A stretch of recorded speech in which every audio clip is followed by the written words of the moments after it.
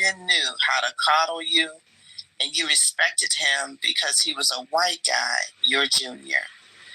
You didn't take time to make sure your cult of personality supported Hillary Clinton nor VP Harris. You took 0 moments to see the chaos you created, all caps, and how to balance that with the importance of what was going on. Because at the end of every day, you're a rich, white, cishet man, and nothing will happen to you either way. Except the last time fuckface won, you got richer. Oh shit, so this time, let's go on a tour and just yell into the sky and get people angry to make some more money. For 2 weeks, you've been relishing in white anger with your white allies. And all the social network love for you that makes people say he should run again, despite wanting the, all caps, best president ever to leave because he was, quote, old. And the day that Senator Booker stands up to disrupt shit, you can't support, she put that in all caps. You're supposed to be this big change maker, yet you can't show up.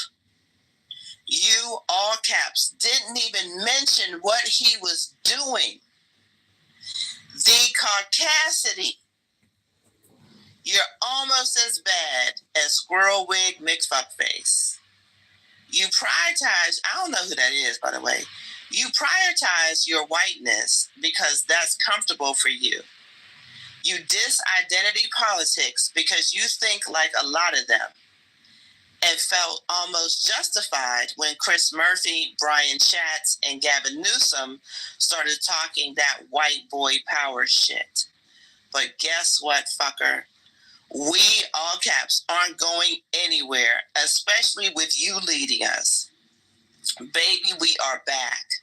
Big identity tent and all.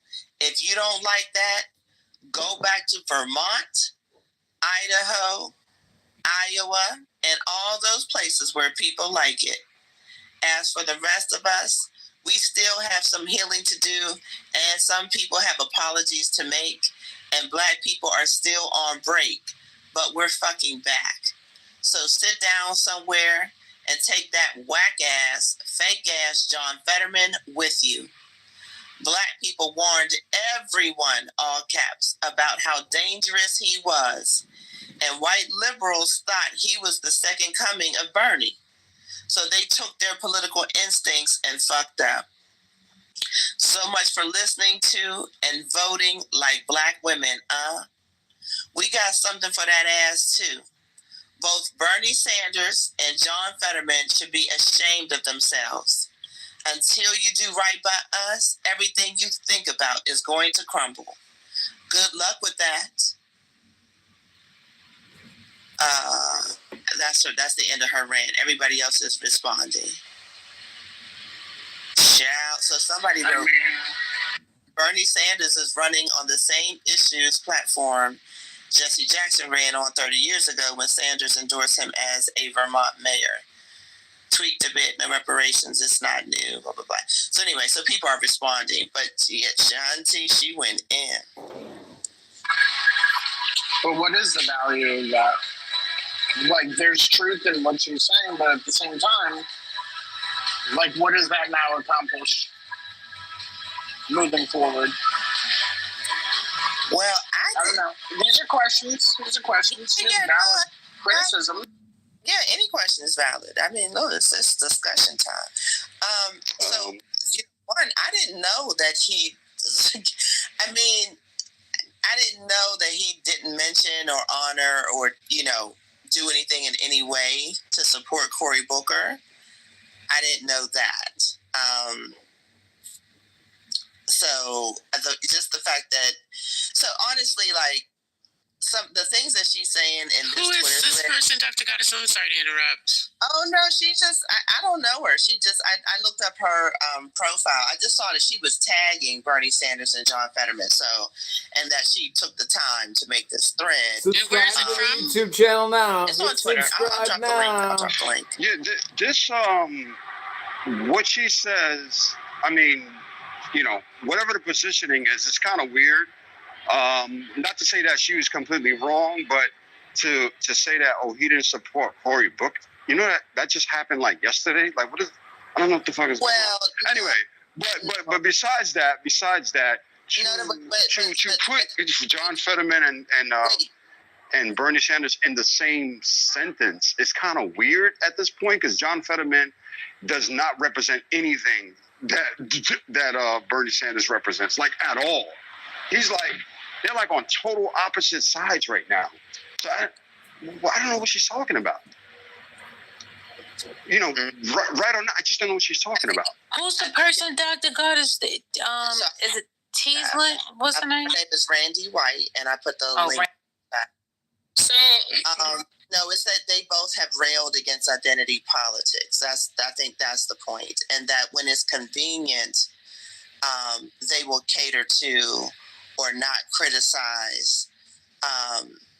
Either because I did see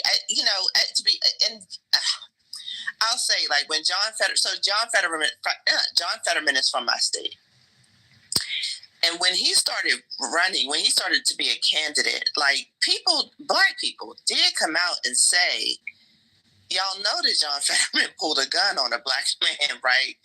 And so it was just kind of like it just gave you pause because people were saying it like blatantly, like they were like, we don't really want to support him. He's a racist, but at the same time, he was needed, in the race. And like at the time, like his stances about I'm going to support this, I'm going to support that, they were necessary. So honestly, people just kind of overlooked it. And also his wife, she is white presenting, but she is from Brazil. I'll just say that. So I think people decided to give them a pass. What did they call when you hold your breath and vote? That's what a lot of black folks did. Oh, so, yeah, that's because they had to, because he was going up against Dr. Oz. Remember? Exactly. Exactly. And then lately, remember, like lately he's been like, remember he's been in the news lately with sort of Trump supporting-ish rhetoric. And I don't even remember because he's been a disappointment for a lot of people. So I hear what you're saying about like Bernie and Trump in that capacity. But I think around identity politics and sort of being taking advantage, of just like the moment. That's interesting. And I will say, no. I'm so sorry. You cannot be Bernie Sanders and not be Bernie Sanders that claims that you have the values that you do, and you don't even mention Cory Booker. This is somebody who tweets all the time, does videos all the time, is on the news all the time. You know what I mean? Like, it's a little, that seems a little shady, and I'm gonna look up and see like if other people are really talking about this. I just saw it, and I saw her going off. So I just wanted to read it just for the room was quiet, and I was like, here's some news. But yeah, anyway, go ahead. This is kind of.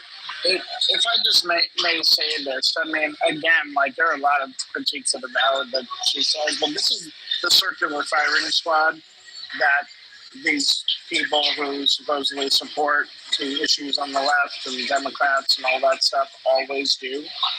And this is, in my assessment, about likes and follows and being hyperbolic so you can get, more people to stand behind you with your positions. All of that can be true. And I just think it's I don't know. I just think it's kind of weird, and not to be like super nitpicky, because language is important.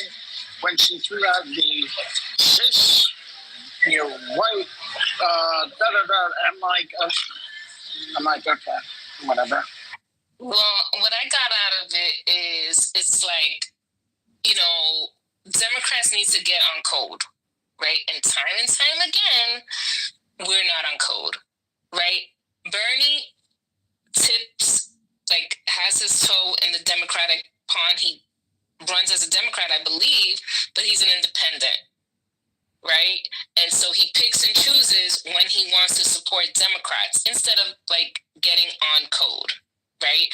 As the Republicans, Trump has said the craziest shit, and Republicans are always going to back Trump no matter what he does. But Democrats let Joe Biden do something wrong, or he messed up. This and that. And you know what? So neither of them are really on code as far as the Democratic Party, right? The oligarchy tour, she's right to say, oh, you're going to Idaho. You're going to these white, very white places with little to no black presence, purposefully, right? And then you say, oh, his shtick is always like, oh, you're not thinking about the working class. You're not thinking about the working class. The last time I checked, I work, right? He's trying to insinuate that black people are not in the working class. And now finally, because of all the criticism he received, he's finally going to an LA now as part of the oligarchy tour. It wasn't a part of it. Now he added it, I guess, because people started giving him pushback and you claim to be for all the people, but are you really for all the white people, right? Because that's where your oligarchy tour is catered to. So since then, he's added LA, which has some black presence, okay, so that's better, but he's still, I get the criticism here, and that's what you do on Twitter. You criticize. So I guess I didn't understand the question that you were trying to say. What is this doing? Is what people do on Clubhouse. It's what people do on Twitter. And not supporting Cory Booker because I don't see now tweet, nothing. Is sort of on code to me because when have you seen Bernie Sanders support black people? Please send me some links.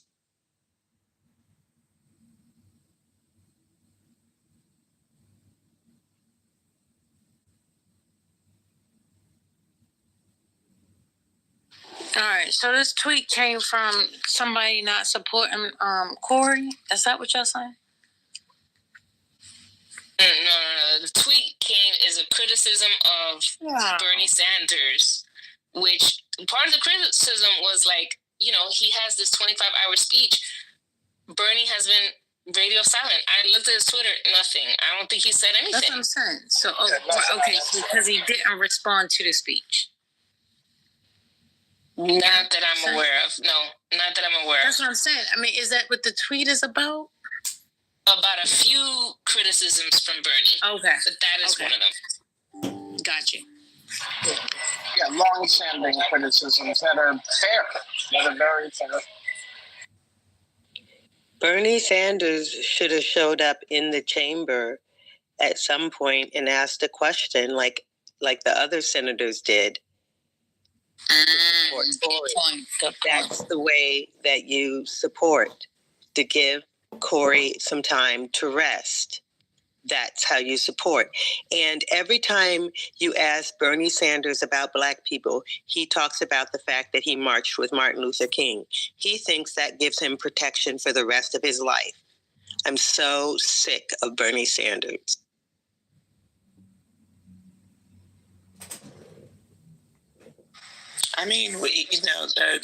The woman, she's not saying anything that we have talked about Bernie Sanders in this room extensively.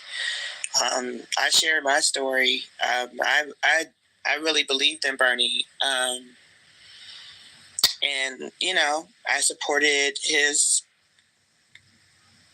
left-wing politics. And I was like, yeah, I'm down for revolution. And this is the comedy. this What other do you stuff. mean? And, You're listening to the comedians. there were a couple of black people You're that talking about where's the comedy. we This went is to the like the comedy. same conferences together, and we weren't like the best You of ever met clowns friends, but before? Just we listen definitely closely. I had a couple of them on my panel and stuff like that, and so we got to know each other, and I was excited when I found out that they were working on Bernie Sanders' campaign, and when he ran,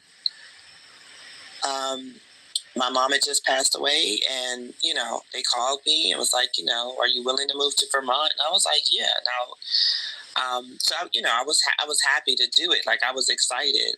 No, they didn't end up. They did call me and ask me that, but then they didn't end up actually bringing me on board. But I was like deeply invested, and they kept saying that they would, so that's another thing. But I was deeply invested in the campaign and was like supporting. And then the more and more we talked about strategy, and I was talking to my black friends that were working on the campaign, and, full disclosure, one of them said, and you'll understand the importance of this, one of them said, don't worry about it, like, we got a plan. We're going to, black people don't really know Bernie Sanders like that, so we have a plan to like really introduce him to the black community because, a lot of his politics black people talk about, they're aligned with, and so on and so forth. And he had a full HBCU program. No, I'm sorry. The black man, the strategist, had a full HBCU program. It's an effective gaslight tool. And so they started. And the plan was like, lay out that program and do it.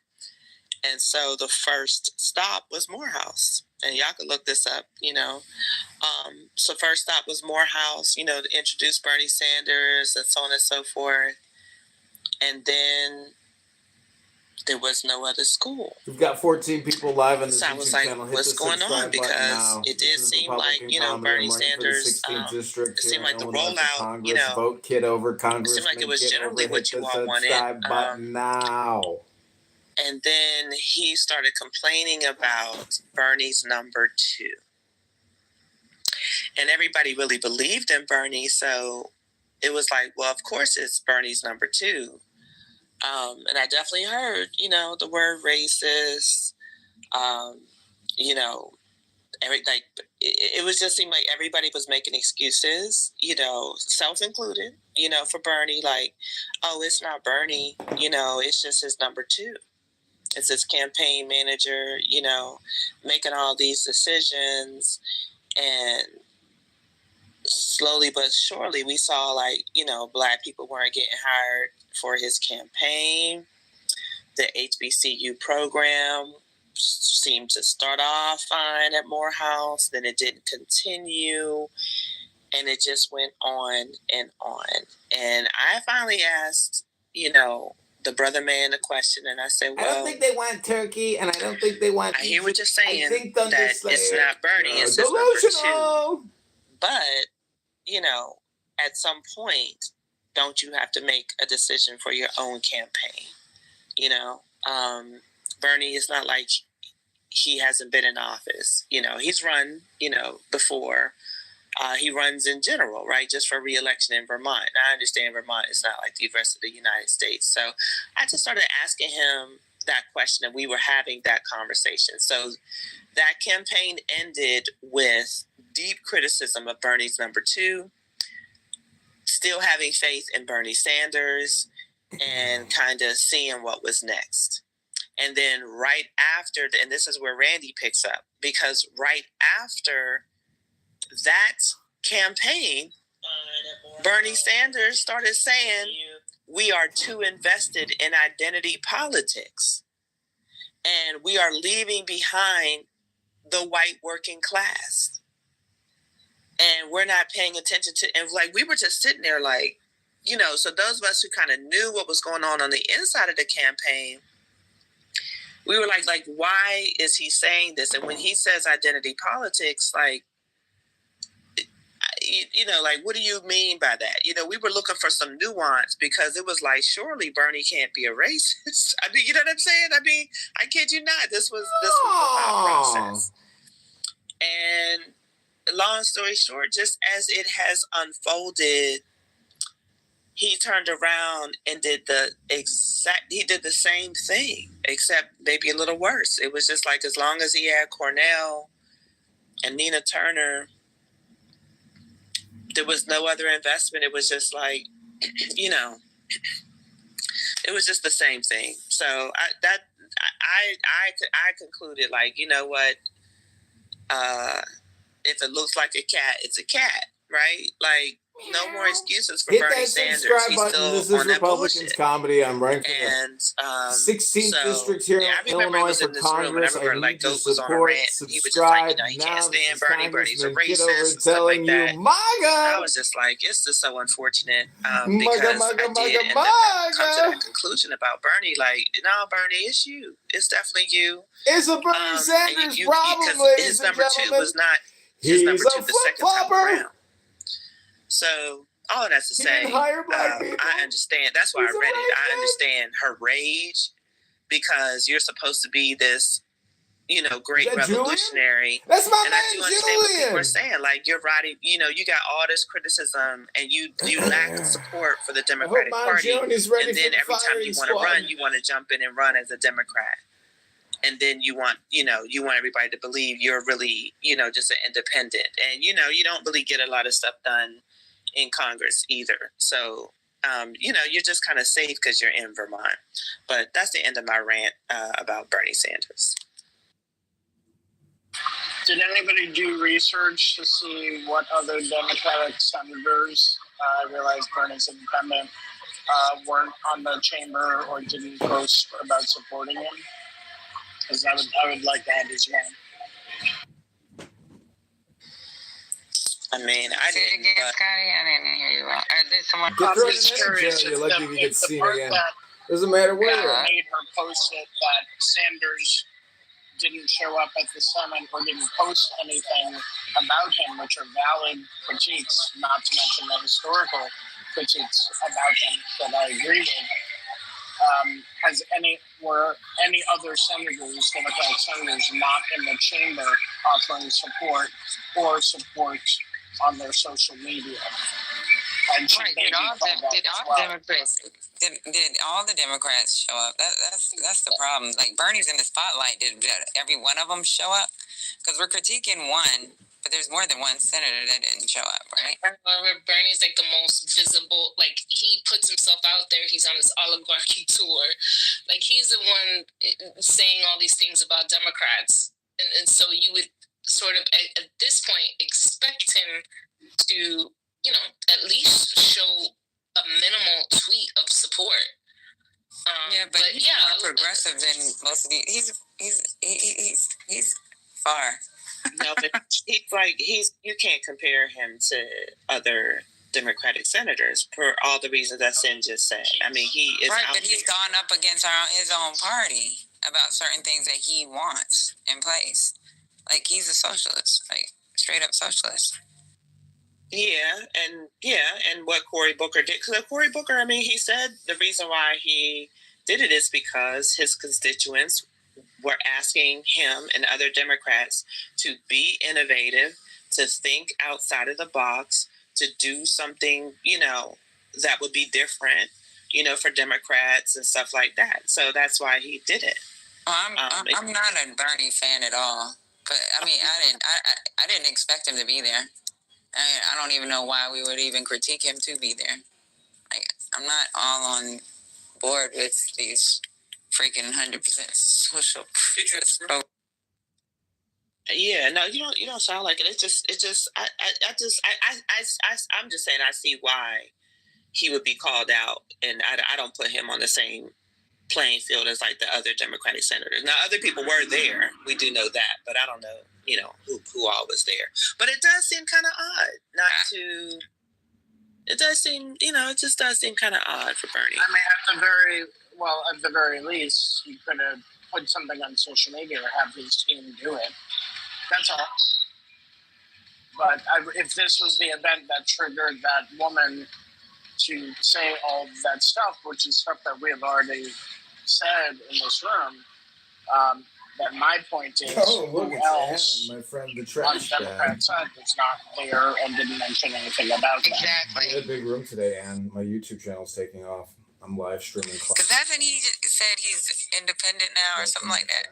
Like what? That's why I'm like, He's always been He's not. independent. He's always been independent. Live going right now, and Yeah, there's he like, always this is been like another So, like, 10,000 He runs on the YouTube Live, Democratic which is ticket. He kind of never amazing. runs I'm as an just independent. restreaming Patty. yeah, we got that, but we already know who he Politically is, correct room. right?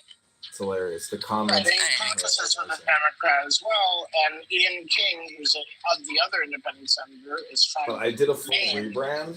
And I'm he caucuses going with full Democrats. Republican. You know, Like, did I'm Ian getting rid say of all the anything mean either? stuff, I'll take a look terror at his stuff. I'm rebranding everything. socials, but I think at the very least, yeah, you could mention something because it's A, historic, and B, fighting for the same things that you are fighting against as well. I'm gonna still, So that could be the bare minimum. But in order to make her point as completely credible as possible, who were the other Democrats that didn't show up and didn't say anything on social? That's what I want to know. And if they all did, then great. Then you can even put even more, pressure and criticism on Bernie. But if not, then we have to see why the others didn't. Exactly. It's a culture war. It's a propaganda war. Yeah. Well, I slightly disagree with that because Bernie has advertised himself, even though he's an independent and he goes on his whole I had an experience today with an N-word B word. An N-word B word. Interesting. Yeah, a major N-word B word, and it just got me thinking that I think they just complain about whatever it is to try to just get one over on, on the white man, on whitey. Listen, I encounter people every single day that need to come to Clown House because they are just constantly looking for conflict. Come to Jesus. Come to Clown House. It's crazy. Like I meet people every single day that are like intentionally trying to create conflict, whether with me or with other people. And I'm just like, are you completely unaware of the fact that like you're the problem? Like I'm just existing here and I'm not even talking to you. Like I don't want to be your therapist so you can get your dopamine. This woman said to me, I said like, well, what would you like, or how can I help you? What would you like? And she said, I would like to complain. And I said, okay. I was really appreciating the honesty. Anyway, that's all.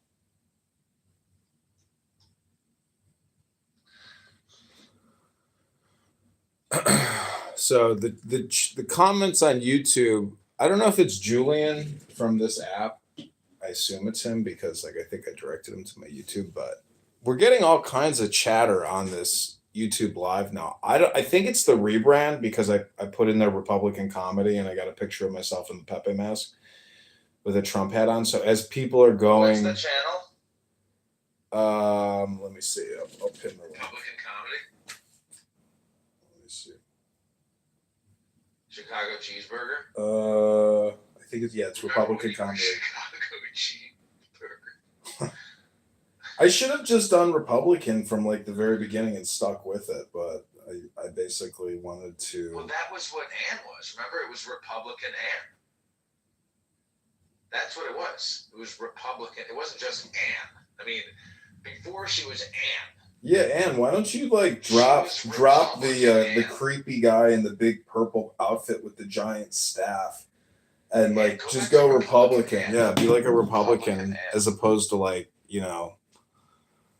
whatever. I mean, because, you should run for politics, Ann. I mean, you should run for politics. I mean, I know maybe like intellectually you're not a savant, but does it take a savant for the Democrats? No, it takes friars, liars, It takes, traders. It takes scammers. They know it's all a scam. So, you'd actually do pretty good because you're not a scammer, Dr. Ann. That's true. But why do I need to drop the PGR? Because you need to rebrand, like constantly rebrand. I have found that like staying with one thing too long doesn't get you the change that you're looking for. So you have to flip flop and then find the right direction to go, and politics is not going to stop. Like this is just the beginning because Elon Musk is not going to live forever. So, and our government and the way that it's set up is not changing. Like you would think the internet would change the legal, industrial, political, industrial complex. It is not. It has just re-solidified it. So it's a never-ending battle, and it's good to like lay the groundwork now for political fights in the future because they're not going away. The Republican Democrat game is the yin yang game, or the Dow. It's the Dow basically. So it's not changing. The founding fathers were very smart. They knew how to create conflict to create, action and change. It's all philosophy. Our government is set up on a very good philosophy. I agree. It's not a philosophy that many people want to understand or admit, but it is essentially based off of conflict.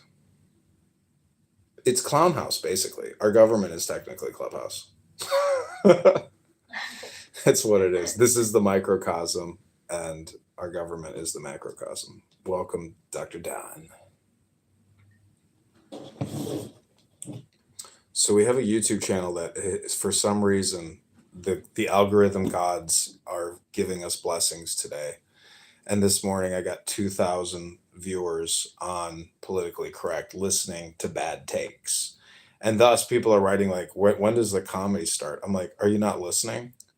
Everyone here is a clown. Like, did you not get it? Like, this is a reframe. Like, I have been wanting to take the dreck of Clown House and make it profitable. I've been trying so hard, but now I think just the correct frame is comedy.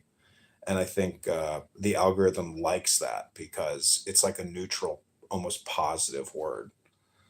So it seems to be working, at least on this one YouTube account, but not so much on all the others. I think a lot of my accounts are just shadow banned, and I get no views and no algorithmic love because I'm viewed as spam.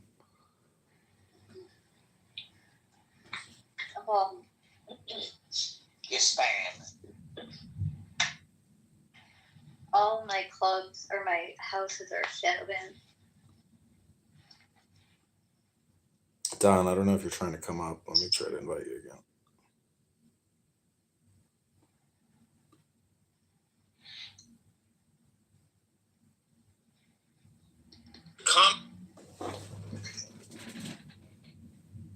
Yeah, the only like time I ever did that was that phone you sent me, John.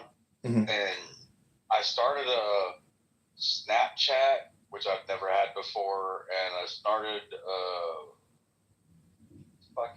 Twitter, I think, and then YouTube, and then I would record rooms for you on that thing, and it just became too much like a damn job. And Yeah. I didn't want a job. It does become a job. Propaganda is a job. Creating content is a job. But most of these people on this app aren't even creating content off of what they're saying.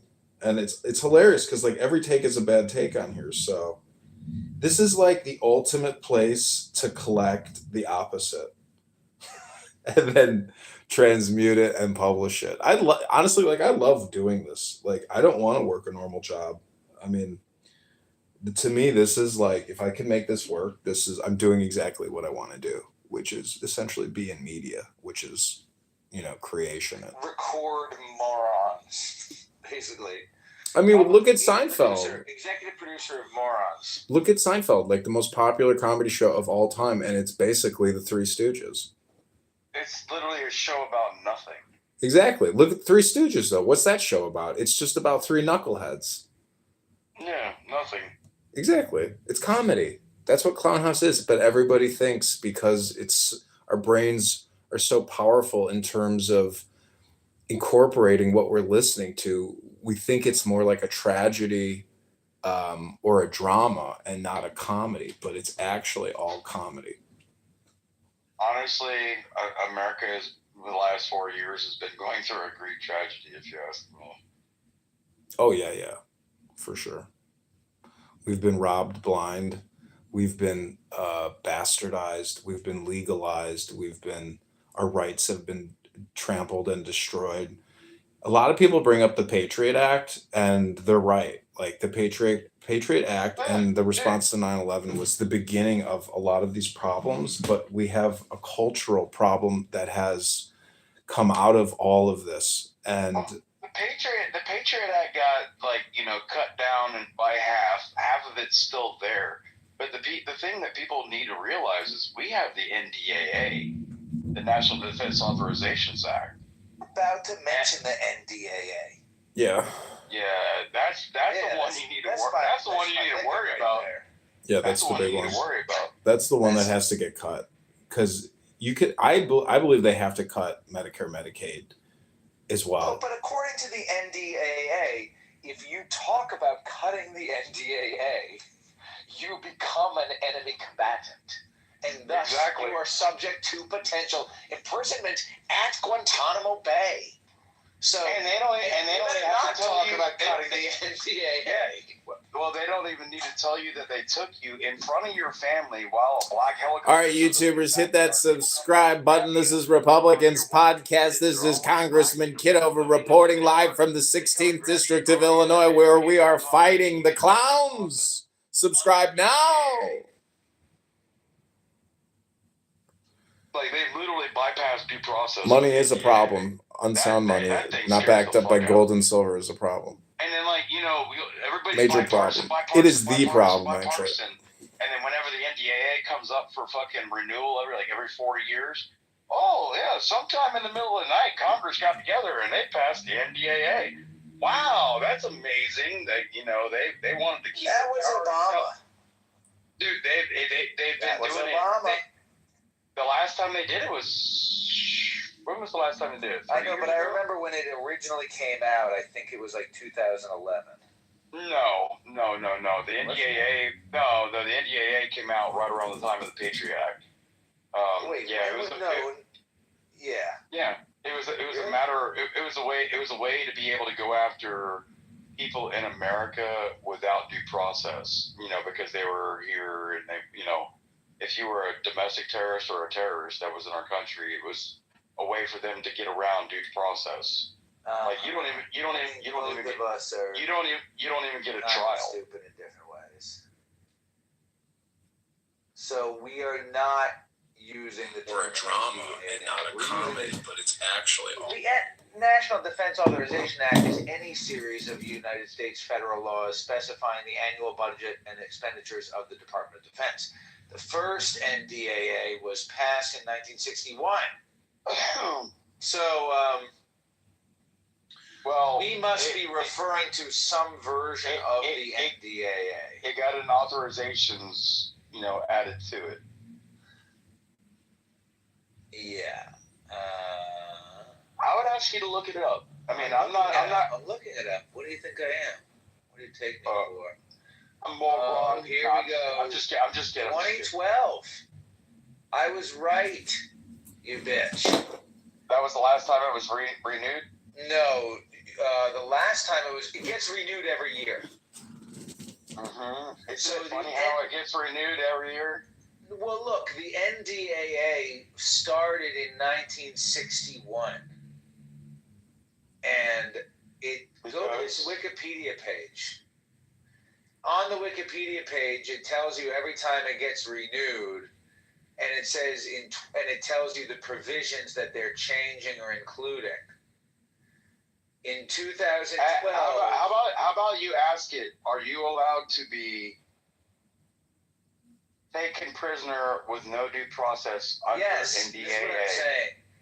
That part was added in 2012. It says it contains several controversial sections, the chief being 1021 to 1022, which affirm provisions authorizing the indefinite military detention of civilians, without habeas corpus or due process, contained in the authorization for use of military force part. That's all. That's what I was referring to. I wasn't trying to be like super smart. We agree. I know it's rare on Clubhouse to agree and just be like, "Yep, I hear you."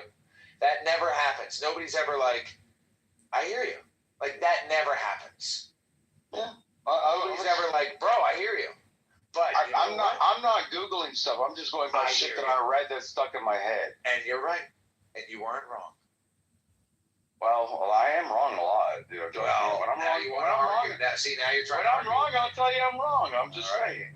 All right. I ain't afraid to say I'm wrong. I'm not a narcissist. I ain't afraid to say N-word, F-word. Nobody cares about your fuck nigger bitch ass language. Wait, hold on a second. This is a family-friendly Republican comedy show. F-word, N-word is acceptable, but saying the F-word, N-word is unacceptable. Oh, wow. Okay. Well, I'll make sure to remember that, you know, to give respect to the mod. I always say it. I don't really give a shit. I'm tired of people fucking making up dumb shit all the time. Like, controlling people's language. That's the most PC bullshit that I've ever heard.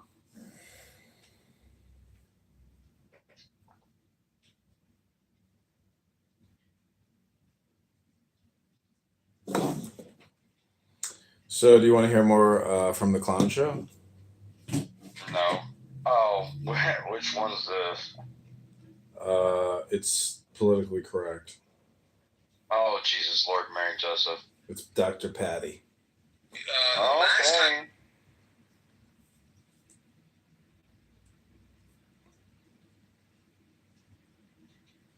I don't know. Scotty, I was enjoying that music you had in the background. At the gym. Yeah, they're doing, they're throwing out some old school playlists here. Is that Donnell Jones?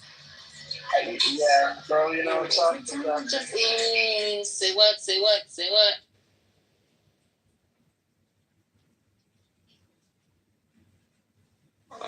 Did y'all hear about the two Venezuelan women that got caught up in the deportation? They were trying to send them to El Salvador. Also, my words that I'm using on YouTube seem to be attracting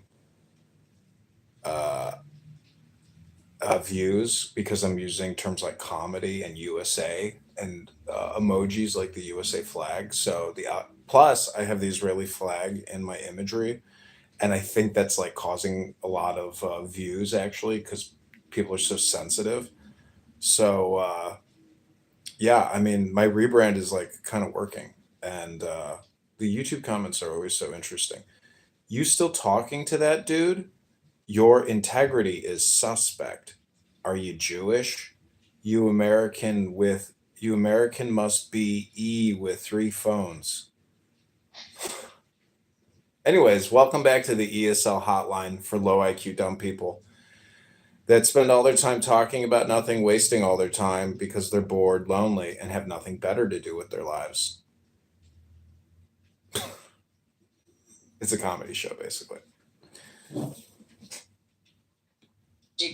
Trump Education Secretary Beck Mahone drops into the House Democrat press conference.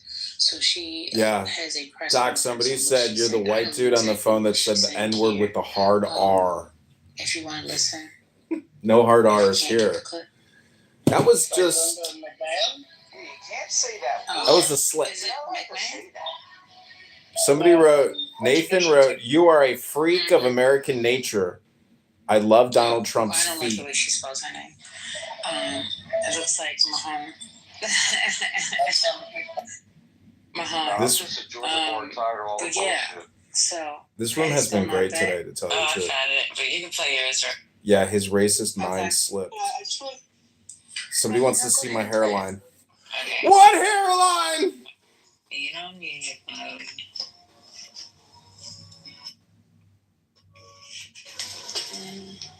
No, I think it's funny that you're in that room, and I won't go in that room anymore. I refuse. The legal showdown over President Trump's mass deportations. Alleged gang members arriving on flights to... It's like pure oppositional research. It's unbelievable. Women who say they were on those flights, speaking exclusively to NBC News. We were lied to. When we arrived at our destination, that's when they told us we were in El Salvador. Maria Torres tells us she was arrested by ICE and was expecting to be deported home to Venezuela. Scarlett Rodriguez says she used the Biden administration's CBP-1 app to get across the border. We are from Venezuela. We know that airport. And we were like, no, we are not in Venezuela. Those women say they have no criminal history and are not part of a gang. Consistent with court declarations, she said she witnessed an official push 3 men to sign papers claiming they were gang members. And there was a man who said no, that he wasn't going to sign it because he had nothing to do with that. And the official came and said whether we sign or don't sign the paper, they were going to leave us there.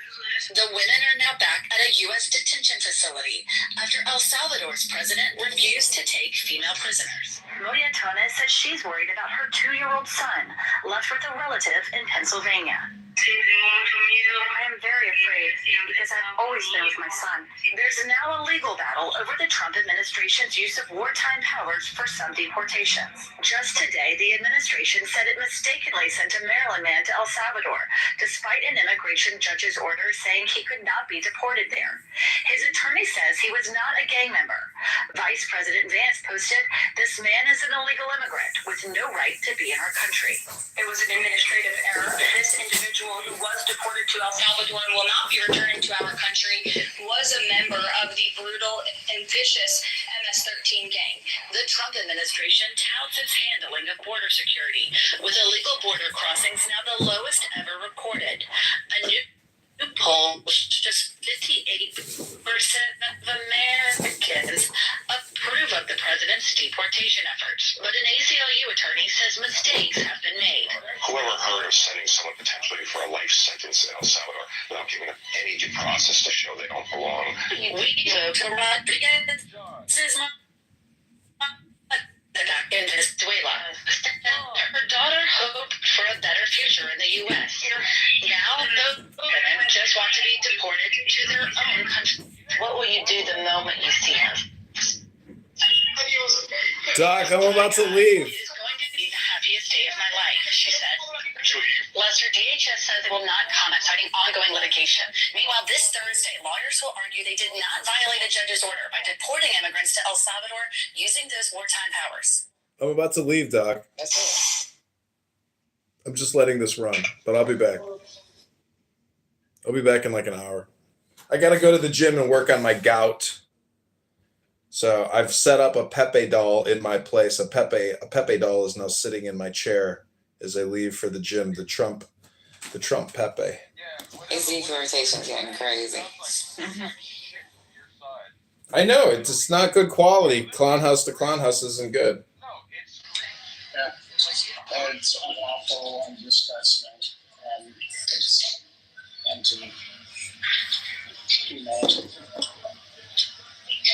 People should be outraged by that.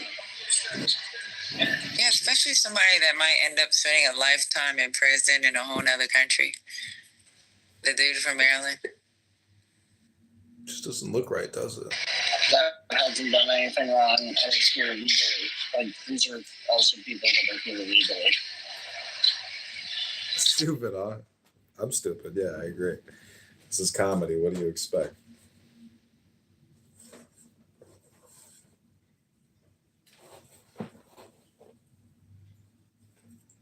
You wanted to play yours, lady?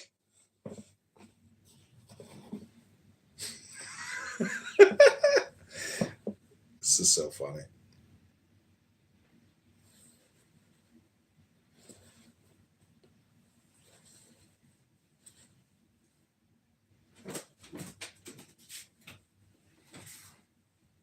I'm here. Sorry about that. Microphone check. All right. So silly. One, thanks so much for coming. And I just want to express my gratitude to all of these folks who came today so that we can have an open discussion about what I believe is one of the most important things that we can have a discussion on or action on in our country, and that is the education of our young people.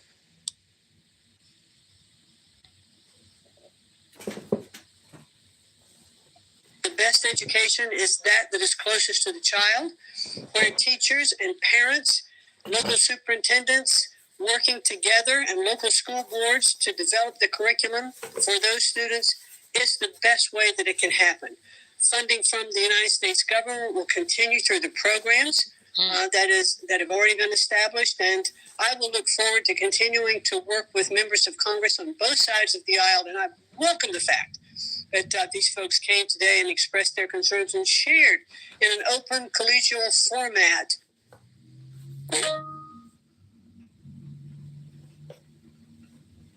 Here, can you just ask a question? When are you going to shut down this building? Well, we've had our discussions already, so thank you all very, very much for coming. She didn't answer the question. As you see, she's not answering the question when she's going to shut down the Department of Education. She doesn't know. She doesn't have a plan, and while she doesn't have a plan, they're continuing to look at firing people, reduction in RIFs, reduction in force, maybe doing it with a velvet glove, but still has the effect of an iron fist. Dismantling the department. Dismantling. Good morning, everyone. There you go. So, what is that, McMahon? She this is the wrestler's wife or mother. What is it? World Wrestling? Or no? What's the? I don't know. It's from wrestling. Pro wrestling. Her husband, Jim McMahon, was the founder of all this fucking shit, and they're all a bunch of fucking clowns. Circus. Well, apparently she just gave a brief message saying how they're going to work together, and she looks forward to working with both sides, but provides no additional information.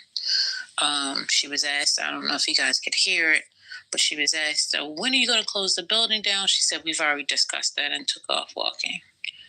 So, yeah, that's a discussion on that.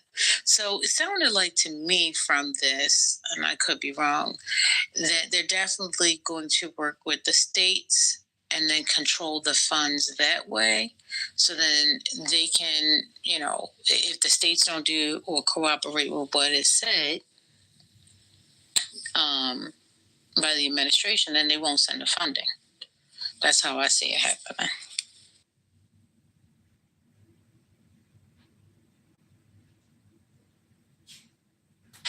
Which means translation is, if you don't do the curriculum we tell you to do, we're not going to send you funding. Which the Department of Education doesn't, as of, before Trump, doesn't control the actual curriculum. They send money to provide to districts that are doing, that have less money, they provide Pell Grants, things like that. And they didn't touch the curriculum because that's the state and local government that deal with the curriculum part of it. But now the federal government's going to say, here's the curriculum you have to abide by, which means abolishing, certain histories, et cetera, watching history. If you don't abide by that, then we're not going to give you funding.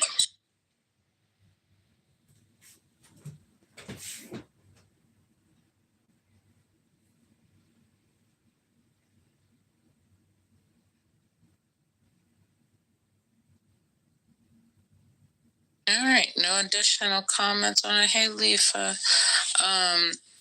on the Department of Education? If not, Department of Education going twice.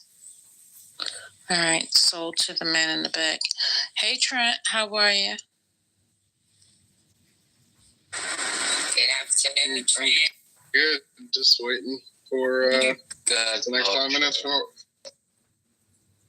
Yeah. You said 3 p.m. it's going to drop, right? to see exactly what tariffs. This is crazy, man. This is like a football game, or it's just like, oh my God. It's a reality show with a bunch of grifters in charge. Yeah. That's all it is. And it's bad for This is freaky. This is freaky. Hey, Trent, since you are a resident car expert, what do you think?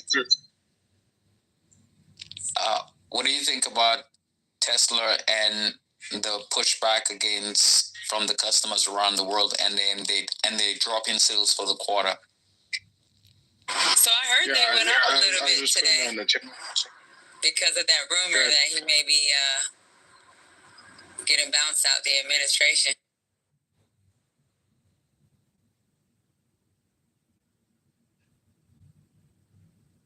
What rumor? Wait a minute. What happened? You cut out. So because of that rumor that Trump may be relieving him or sending him about his way, I heard the Tesla stock went up a little today. Oh, wow. Yeah. He's so to ML, yeah, he's stepping down because of Tesla. The market share lost to 13%, and they were expected to lose another 8% in the next coming quarters. That's 20%. You can't.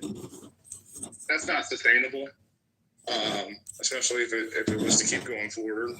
So it's wise for him. I don't know if Trump's pushing him out or what have you, but for Tesla, I'm sure all these executives at Tesla wanted him to get out because they can't sustain the amount of market share that they're losing. Weren't they supposed to end anyway around May? Like those were supposed to be until around May or April, some shit like that. He didn't. He was only supposed to be there temporarily, so I think he was. He couldn't be there because he's not like they never did a background check, so he's just like a special something. Yeah, but they don't have to do a background check when it's the president. He's overall like even if they would have said no, he's not cleared, the president still could grant him clearance.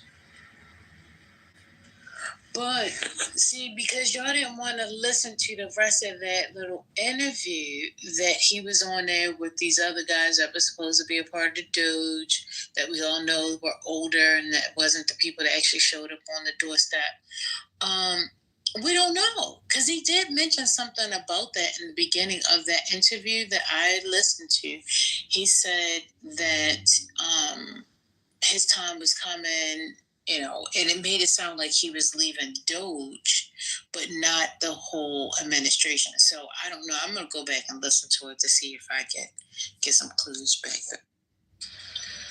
It's good, but as Dr. A.G. mentioned, and maybe you said, the damage has been done. Is the whole idea. Come in, wreck shit. Trump can blame Elon if anything is, if he gets criticized in the future, whatever. But the damage is done, whether Judge stays in place or not, the goons are still going to be in the government to destroy shit. And that's going to be a residual effect of that.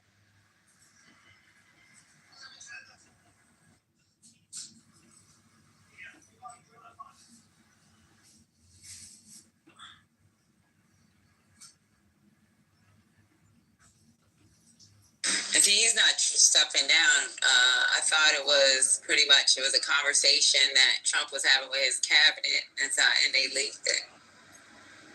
His time is not. Yeah, it did leak from Trump's inner circle, so it's unclear about what's exactly happening. Is it purposeful? Hey, I got great news. All the right wingers who bought Newsmax stock at IPO, today it's down by 7.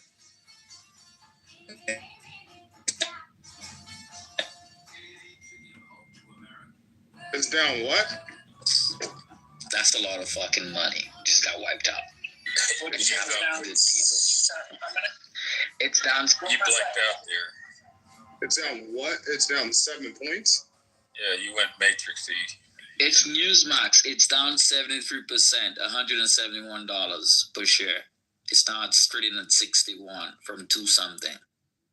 What's damn?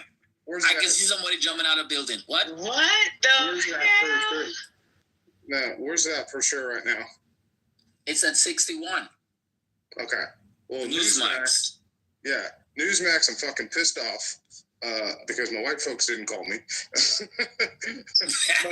My wife, they didn't call me. They did. They told me afterwards. 2 of my friends put in the IPO. One put in $3,000. One put in $5,000. The IPO was like $10 a share. Yeah. So it wasn't shit. So it went up. It went up 700% overnight. So it's still at $60. The people that in the initial IPO are making out like bandits. So, but listen, but to get it on the yesterday. But to get it on the initial IPO, because remember that stock went up really, really fast because I think it opened at 14. It didn't open at 10. It opened at 14. This was the initial IPO before. It opened at 14. So if they were able to get it pre-market IPO, then that's the only way they would have got it at 10. But if they bought it off the market, they bought it at 14. They bought at 10 and they bought it pre-market, which so it's pre-IPO then they got. Yeah, I'm guessing, or maybe they bought at the initial. I mean, they said 10. It could have been 14.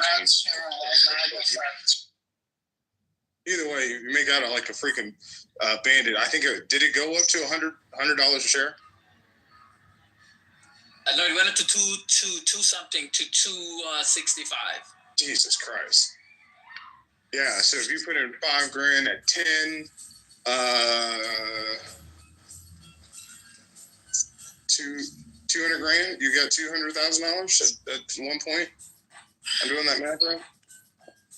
Yeah, and then the next day you lose it all. No, he would have pulled it out, but you know we're laughing, but this is how you make money. Anyway, I think the president's coming to the lecture, so let me. No. You see, I'm not laughing about the people who got in on at IPO or pre. I'm talking about people who bought at the high. That's what I'm laughing at. Yeah, I looked at it yesterday at 83. Yeah. No, I ain't fucking with this. Exactly, but the idiots who bought at that price are idiots. 265, especially people who bought at 265. They're the last idiots and first losers.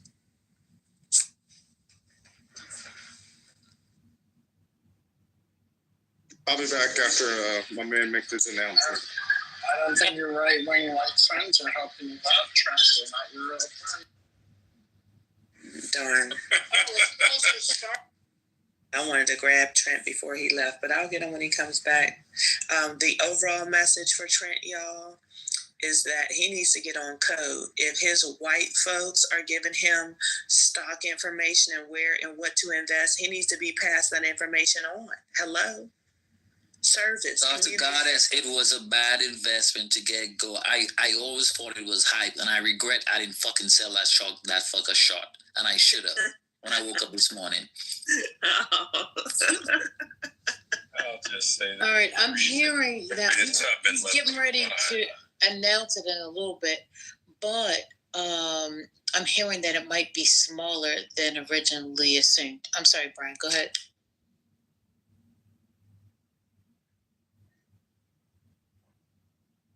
Brian, were you going to say something?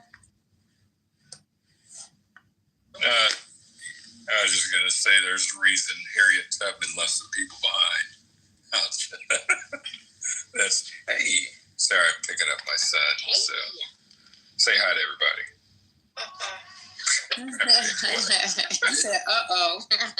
Uh-oh is correct. Yeah, because he didn't bring his phone home yesterday. That is to the internet people. Okay. They be saying, uh-oh. There's a few uh-ohs in this room. Right, Brian's kids. Dad, are you talking to your internet friend? Yeah, well, y'all get me dinged with the swear jar. I'm like, wait a minute, that's not the agreement we made. If catch me saying some stuff, then yeah, pop $1 in there. Because Your swear jar is already paid for his undergrad. Man, listen.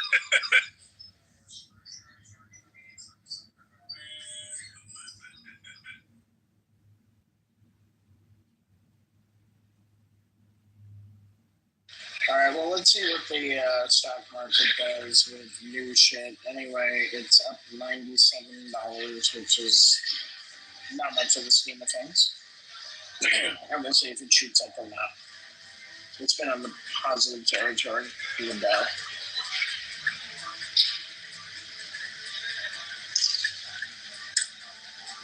The ADP employment report today was pretty good, or beat expectations. So everybody's going to be seeing what the Friday labor unemployment numbers will be, which will be interesting. Also because a lot of these people that were laid off aren't collecting unemployment and are not, may not be actively looking for jobs, which impacts the actual unemployment rate. So it may take months before the real unemployment numbers.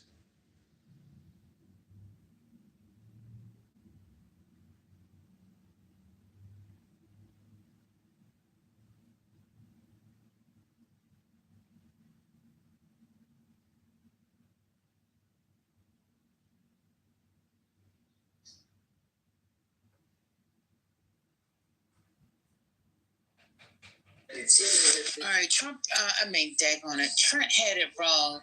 It said it's going to be an hour from now, not at 3 o'clock. What is going on?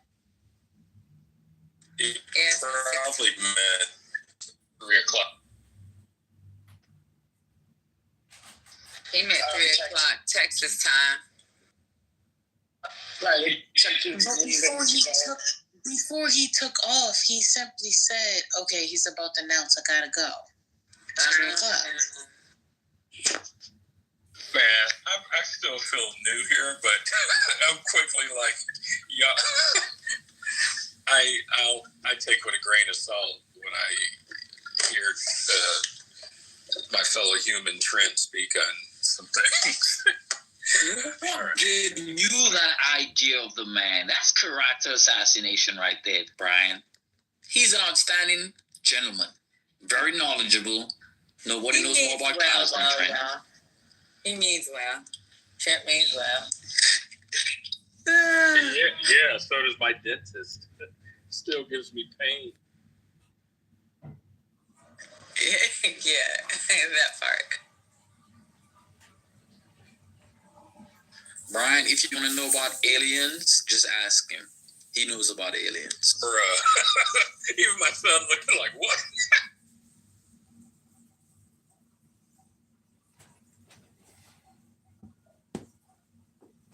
The aliens and the connection between the Tesla car bomb and going back to Germany and this guy somehow having 6 degrees separation from Kevin Bacon to the Secretary of Defense. You gotta love him. You gotta. How would our day be? How could I work the whole day and not be entertained? Are you not entertained by the people who come in here? Yeah, you got that. Are you not entertained? This is not why you are here. Gladiator. That has to be the best movie ever. It's like an SNL skit. Politics. Yeah.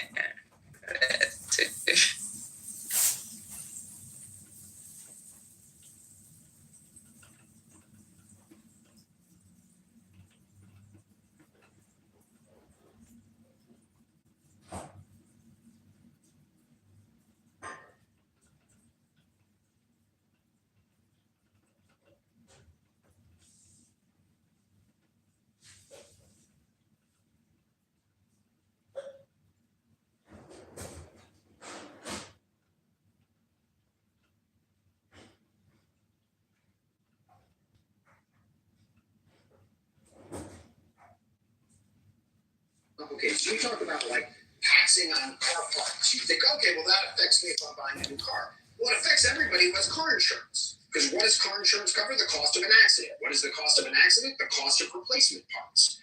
If you look under the hood of inflation, what you'll find is auto insurance has been one of the higher rising prices that's been going on. So everybody's car insurance could rise, even if you don't buy the parts. This is what's so problematic about these broad-based tariffs, right? Because they affect the economy in ways that folks don't fully understand. So it's very difficult for consumers to know, what should I stock up on ahead of time? I have no idea. I also have a hard time, Aaron, totally understanding some of the objectives that have been presented with these tariffs, because they contradict each other, right? We're doing it to raise revenue while at the same time boosting American manufacturing at home, right? So in other words, there's a contradiction there between bringing in money from overseas that people are paying to import while also making it more difficult to sell those goods because American manufacturing is going to be boosted, while at the same time suggesting that this is all just a negotiation tactic to help us get better deals from abroad. How do you make sense of all of that? Does it make sense? So at a certain level, it doesn't make sense, right? As you point out, the trade agreements he's upset about with Canada and Mexico are the ones he himself negotiated in his first administration. So if he thinks we're getting ripped off now, the person that ripped us off is him. Second, he talks about lowering our trade deficit. At the same time, he belittles countries that send international tourists here. When I served on the President's Council to promote travel and tourism, I learned that foreign tourists visiting America are considered an export. Did you know that we export Disney World and Las Vegas when people come in? Now, you see Canadian air travel to Las Vegas down 70% for the summer. Number one country that visits Las Vegas, 1.3 million Canadians come a year, down 70%, right? That's a real impact there. It's going to expand our trade deficit. And not just by telling and insulting countries, let alone with the tariffs. What is the common theme here is this common theme, which is a kind of like of everlasting proof in Trump world that America's going to get ripped off and only Donald Trump can save us. And whatever he does is good and saves us. And so in that way, he continues to play to our fears and this belief that we're getting a bad deal in trade, which has some real validity, but his solutions don't address the very problems he's identified. Really interesting point. I mean, we've been saying that in here. We've been talking about Disney World and how many fucking Canadians go to Disney World. It's crazy how many Canadians go to Florida or Arizona. So if you don't have tourism in Florida, which is their number one business or number one industry, then you're not going to collect taxes. And then the coffers in Florida are going to go down. And then watch what happens. They're going to raise property taxes. They're going to defund other shit. So, oh well, that's a self-own that Trump is doing to him.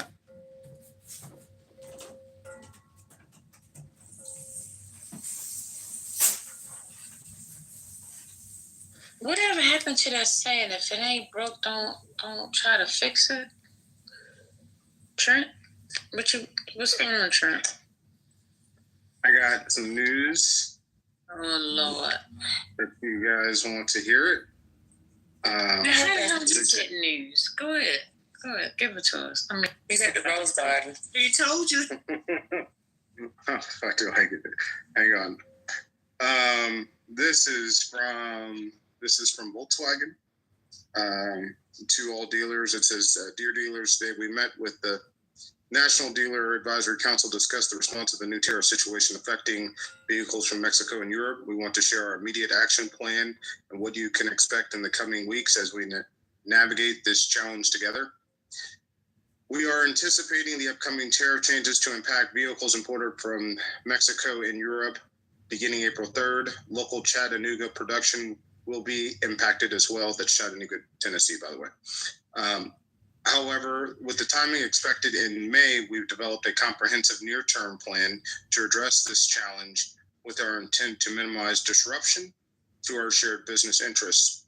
Our approach focuses on marketing adjustments, inventory management, pricing strategy, allocation, and to ensure the stability during this transaction." So in short, I'm not going to read the whole thing. In short, what they're saying, well, let me give you a little bit more.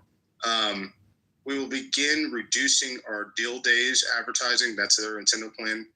Going forward, as responsible for our current situation, our team is reviewing the full media plan spend. That's how much they advertise on television and other mediums, with the goal of redistributing resources, increasing focus on consideration marketing. This is a strategic shift that will help us maintain brand in the modern term. And so the last part is we have temporarily paused rail shipments from Mexico while vessel transport from Puebla and Europe continues as scheduled. Any vehicles delivered to the U.S. ports after tariff in this place will be held at port, will not be processed, invoiced to dealers in near term. Hey guys, can you hear me? There's actually one more thing that's important here. It's pricing strategy. This is labeled pricing strategy. When the tariff takes effect, an added import fee will be added to the destination charge line of the Moroni label. That's what you guys know as the window sticker for affected vehicles. This fee will be aligned in car line with a 6-digit level full pricing details, specific amounts communicated by mid-April. It's important to note that no vehicles assigned to dealers in early April will have this fee added. So to break down what that means they're going to add a fee to cars that come after mid-April, and that they're pausing some of their Mexican production and bring it over so it can avoid tariffs. So from the VW standard, that would mean that prices will be higher by late April for them. That's breaking news. Thank you, Trent. That was breaking news. Thank you. So let me explain that for the dotards like me out there. If you were planning on buying a Volkswagen in America, as Trent has been saying, buy it right now before it goes up in price. Did I get? Pretty much, yes. They actually probably have already gone up a little bit. Thank you. Look at that. All right, the car company should hire me as a translator. The thing in there that is more telling, though, is that they're limiting. If they continue, they're going to shorten supply, right? So you're going to have fewer cars coming over. That's almost a bigger thing, because that will raise all prices of all cars. Whenever you are not bringing as much supply in, all cars rises. What this will also mean is that insurance is likely going to rise because of the tariff on parts.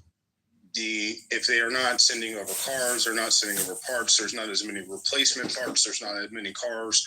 Cars are more valuable. Therefore, insurance for all Americans should adjust higher.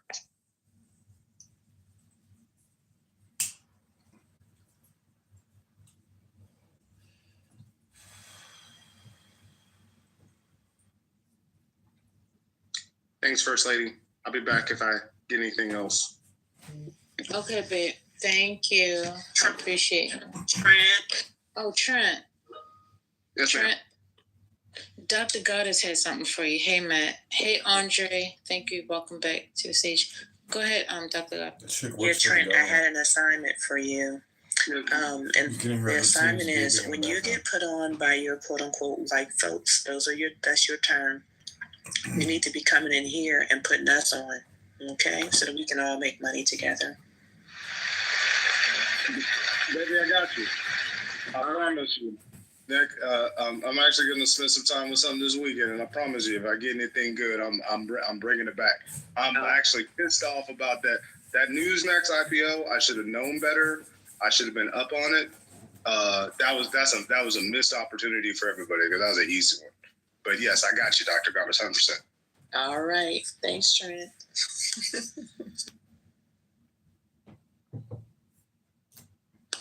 Brian, I'm crying. But the fact that Brian is just laughing.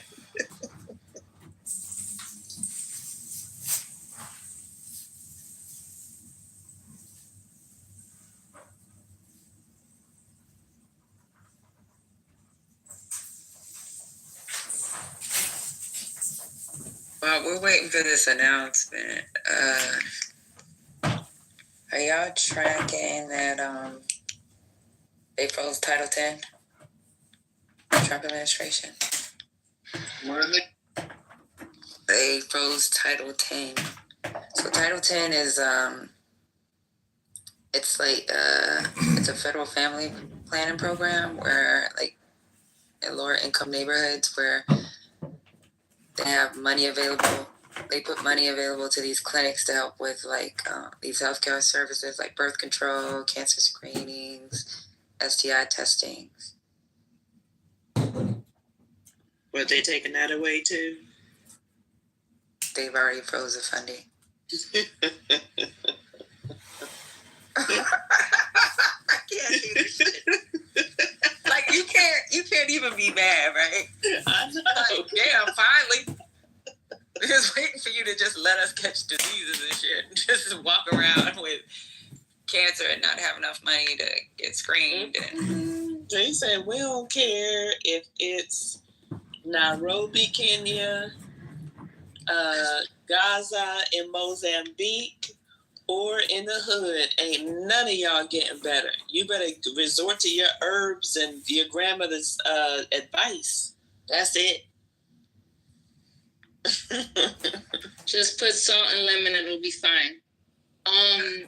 But honestly, like 2 clinics I know of are closing down within the next few months. So I don't know if they were direct beneficiaries of this, but they were in Brooklyn and they provided, maternal health to expectant mothers in Brooklyn, which we already know what's going on with, Black maternal health specifically.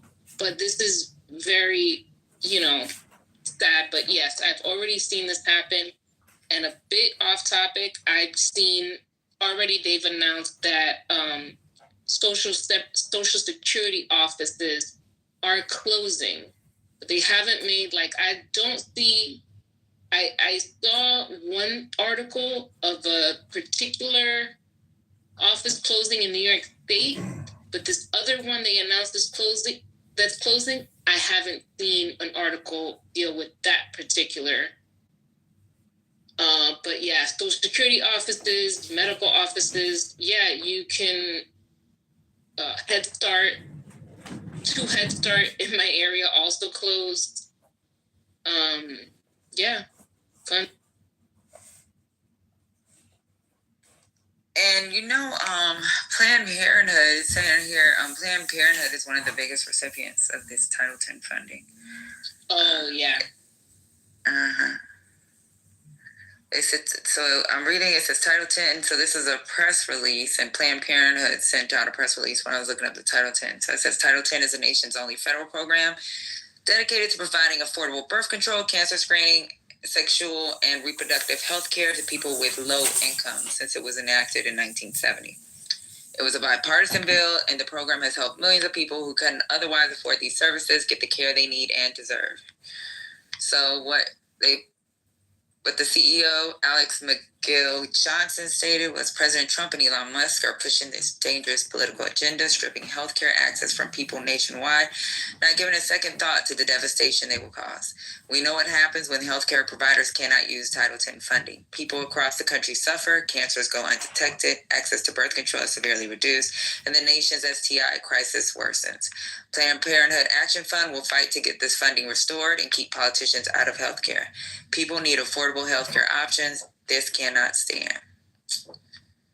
So right now, Planned Parenthood saying that more than 3/4 of Planned Parenthood affiliates participate in Title 10 program. Overall, in 2023, Planned Parenthood affiliate health centers provided over 400,000 cancer screenings and prevention services, over 2 million birth control services, and over 5 million STI services. More than 300 Planned Parenthood health centers are in the Title 10 network. 1 in 4 people, including 1 in 3 women, have been to a Planned Parenthood health center in their lifetime. Nearly 8 in 10 voters oppose the Trump administration taking away funds used for birth control, and people with low incomes with Planned Parenthood health centers. This includes 60% of Trump voters. So, yeah.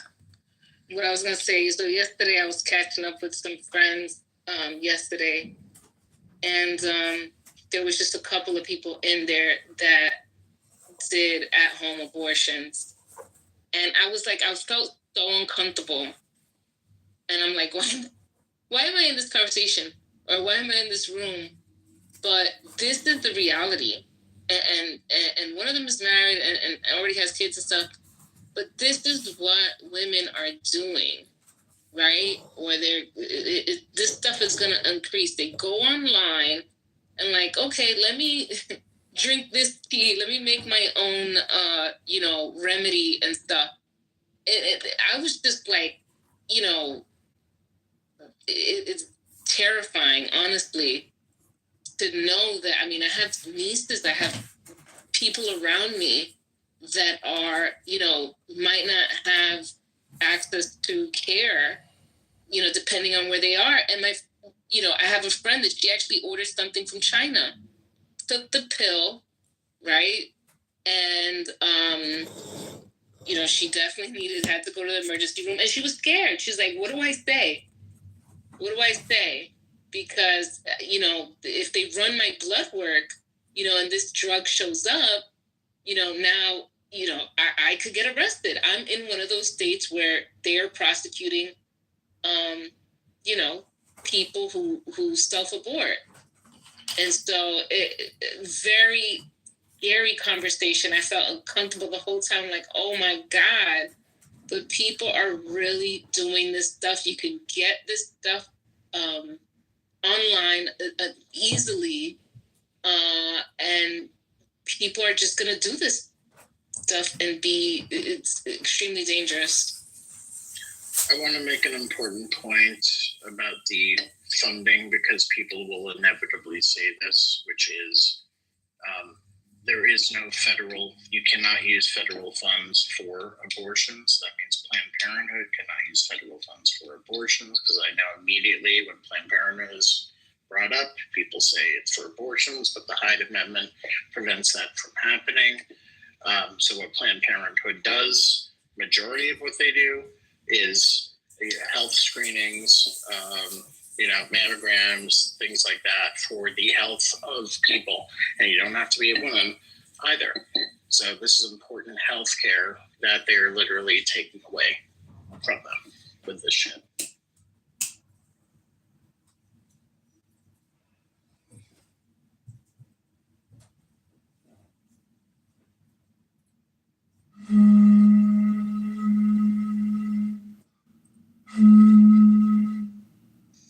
That's crazy.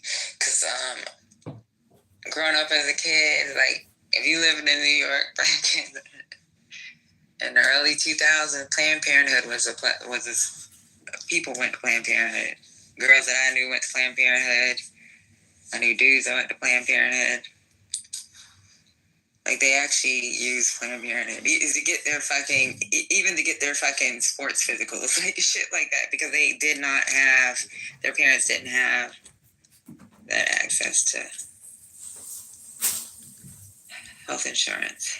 You know what I'm saying? Yeah, I definitely went to, Planned Parenthood as a teen just to talk about stuff, because I didn't want to hear it from my peers. I certainly wasn't going to ask my Christian-ass parents who, God forbid, so I certainly went to Planned Parenthood for education, for my, annual pap smears, that type of thing. Okay, So that concludes another hour of this comedy The campaign. more options you have, the cheaper it is. So without this funding, without Planned Parenthood, things become... So subscribe to my YouTube channel. We've got 17 upvotes. God bless America. God bless Donald Trump. God bless Elon Musk. I'm going to restart this and replay. I'm going to put that room back on, but I'm going to change my cameras and then set back up my Pepe doll, plug in my cell phone, and then leave so the battery doesn't die. Please subscribe, share this account, share these videos. I hope you're enjoying them. This is Republican comedy. Health, wealth, love, peace of mind, happiness, and strength. So this is what I'm working with here. I've got a bunch of phones. I'm going to start shutting these down. This is the primary YouTube apparently for some reason now. So I hope you've enjoyed. Also, this is Congressman Kitover, 16th District here in Illinois. I need your support for my campaign. Buy me a cup of coffee right now. Of course, I will do an Indian accent for you. This is a comedy show. This is a comedy show.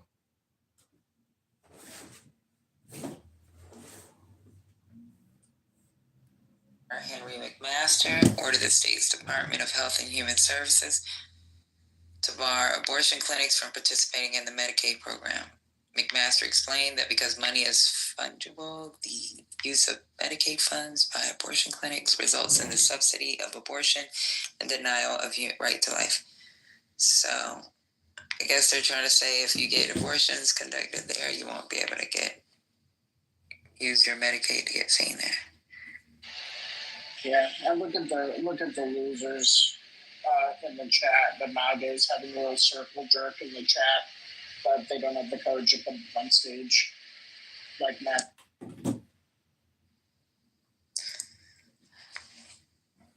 I'm not into circle jerking. I'm just on the stage circle jerking. Kidding. I mean, but hey, you know what?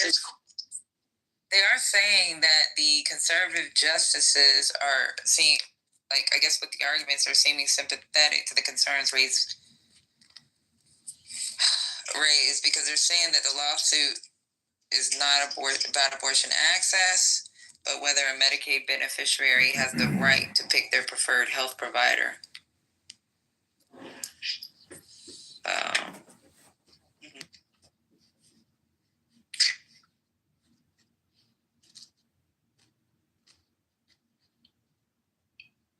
Okay, now Angel is spamming the chat with nonsense. Ignore it. Yeah, that's pretty gross. We're literally talking about people self-aborting, and they're like, "Yay, Liberation Day!" Yay, MAGA. These people are fucking wild, yo. These. Did y'all hear the reporter last night ask Cory Booker? He was like, I really don't want to be inappropriate, but, I have to ask him, did you have to go to the bathroom?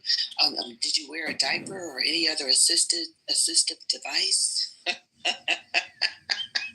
And Cory was like,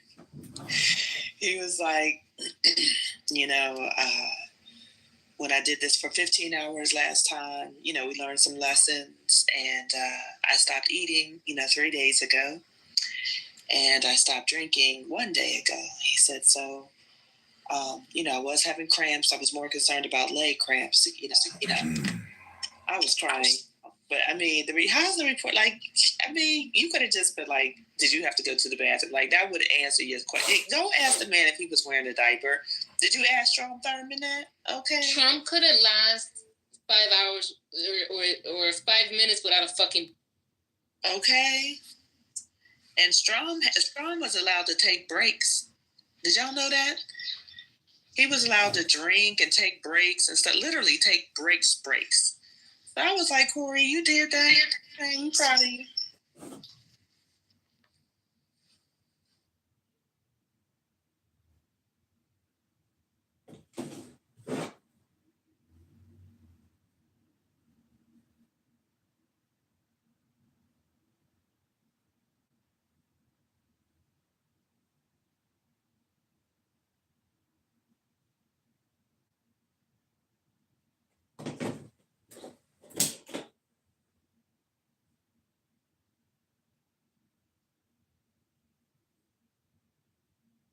Beaver's asking how long did he beat the record by? It was like an hour.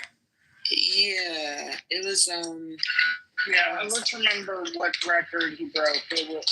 Strom Thurmond was doing a filibuster. An hour. Because he did. Go ahead. No, he was doing a filibuster so that he could protest the 1957 civil rights law. So he was protesting essentially against black people. one of the other longest things was Ted Cruz in 2014 for 21 hours. And why was he there? It was to protest Obamacare and healthcare for Americans. So think about how they use their filibuster against people and how somebody like Cory Booker did. And did he read Dr. Seuss' book? Yeah, they have nothing substantive. I think one of them read the encyclopedia. Am I wrong? I owe you Cory Booker had substance. Think about that. None of the filibustering by Republicans was for the betterment of people of America, of Americans, right? It was always to oppose. Mine is I don't know doing something good for Americans. So people really need to let that sink I'm in. not a judge. I'm not a lawyer. With how diabolical the Republican Party is, if you really think about it. That's Trump spent his time really against black people, and Ted Cruz railed against giving health care to people. That's just for themselves. I've never heard anything inappropriate with regards to communication to that 14-year-old person that is on this app. Hey, did you hear about the senator, Jim Banks? I create a room about it. The guy that he deserved to lose his job. He tweets, Senator Jim Banks, I have no sympathy for left-wing activists who have been let go from overpaid positions that should never have existed. I do have sympathy for the hardworking Hoosiers whose tax dollars have been wasted on bankrolling these positions. Oh, wait a minute. You gotta hear this clip. Listen to this. I was at HHS. I was hired illegally on February 14th. There are many people who are not getting social service programs, especially people with disabilities. Are you going to do anything to stop what's happening? You probably deserved it. I deserved it? I deserved it. Wow. Yeah, that's great to hear. Why did I deserve it? Because you seem like a clown. Because you seem like a clown. That's what he said. That's what the senator. Anybody familiar with the Senator Banks guy? No, just another MAGA show. Inhumane. Loser. No, not. Yeah. This is how they talk to their constituents. I mean, that's exactly. He's been an asshole for a while. He was a House member before, and he was an asshole then too.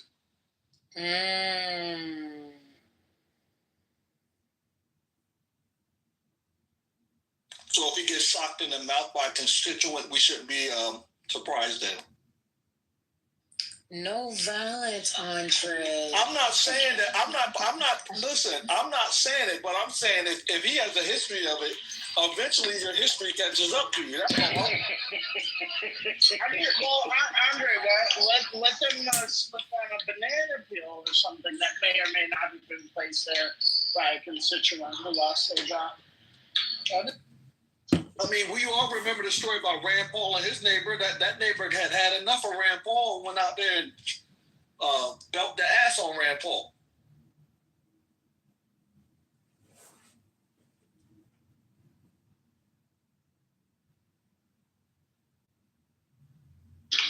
I mean, I think that was also a neighbor thing. Like he just hated them anyway. Yeah, that's true. Not for any particular bill. I think there are probably some neighbors that all of us would get into a fight with, regardless of ideologies and whatever.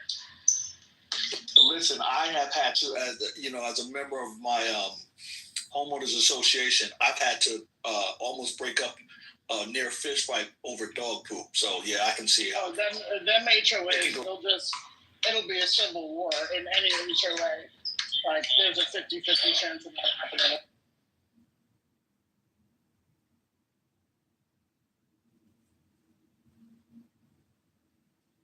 But for this, for the center, I would think that, it doesn't, like, you have constituents that are Democrats or Republicans.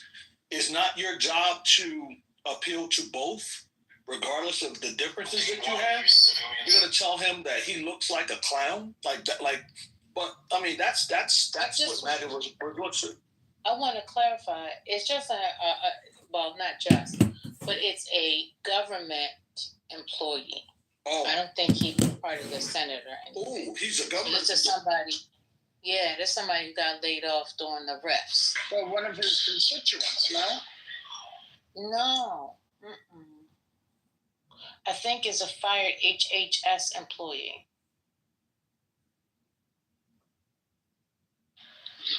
Right, but why would he be trying to pull up to that senator if the senator wasn't part of his state? Or The is it senator, just... yeah. Oh, you mean constituents like that? Okay. Okay, yeah. No, I don't know. That's been confirmed. Then that's cool. But that seems to make more sense. Like, you're going to go after a senator that has basket. Sorry, my bad. I got to read up. Scotty with the 3-point fadeaway. It was a running, like a running one-hander. My bad, Dr. J. Dr. S. Let me find out. You think he's somebody out on the court? Is he really playing basketball and talking at the same time? What is happening? I thought he was in the middle of a crossover. We're not doing crossovers so much. I mean, the threes are getting better, I guess. It's crazy. You got headphones on. Hey, FOMO. Hey, Matt. Hey, Your Honor. Welcome back. So, yeah, we're waiting for, I guess Trump is going to speak on the tariffs. Perhaps maybe at 4, I'm assuming now. So, we're waiting on that. While we wait, we're just discussing here and there topics. It's the same thing. So, hold on a second. So, Campus Citizens United is on these two. I'm watching the market because the market reacts in real time to this shit and has been since you took office. So, But the markets will be closed, won't it? he may be waiting for that. I don't know. Okay, I'm going to restart this. I usually only keep these videos at an hour. So hit that subscribe button. I hope you enjoyed it. God bless. I hope you enjoyed.